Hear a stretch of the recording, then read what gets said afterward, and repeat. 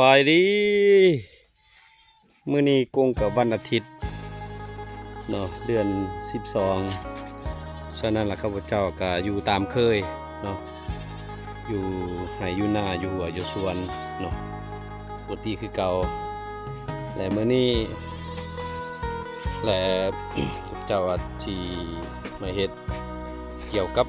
เกี่ยงานกสิกรรมเนาะทดสอบเฉพาะแม่นหันปลูกมะเขือในฤดูแล้งนี้เนาะฉันละข้าพเจ้า ให้ตามเนาะผู้ชมติดตามเบิ่ง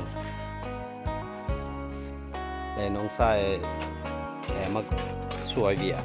เนาะที่ว่ามื้อนี้มาช่วยเวียกว่างๆเนาะได้มาช่วยเวียกมื้อวันเสาร์ก็อยากติดตามมาการเฮ็ดเนาะและปลูกเกษตรคือแนวใดเนาะเวียกงานเกษตรกสิกรรมเนาะนี่ก็แม่นเบิดเนาะทดลองปลูกในฤดูแล้งสบายดีน้องชาย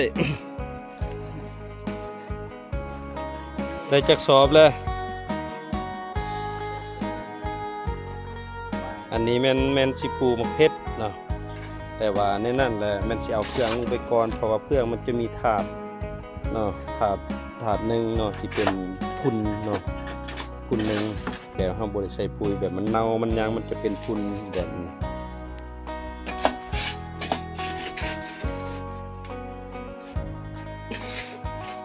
ก็เลี้ยงปลาดุกเนาะได้3 เดือนเลย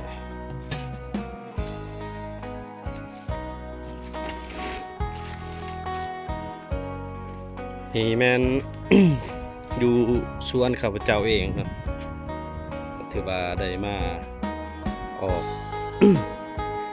ได้2 มื้อแล้วเนาะวันเสาร์กับวันอาทิตย์นี่เป็นมื้อวันอาทิตย์เนาะถือว่าได้มาออกแล้วก็ทำการผลิตโดยเฉพาะเป็นปลูกมะเขือเนาะนี่เป็นทุ่งนาที่ข้าพเจ้าได้เก็บเกี่ยวแล้วเนาะนาปีก็ถือว่าธรรมชาติของบ้านเฮาเนาะเฉพาะแม่นอยู่บ้านนาว่าก็ถือว่าบรรยากาศยามเช้าเวลาประมาณ9 โมงแต่ว่าอากาศจะเย็นเนาะ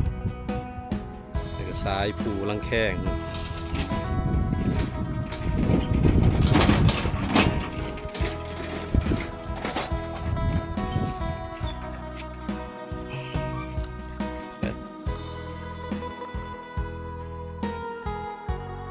ขอฝากติดตาม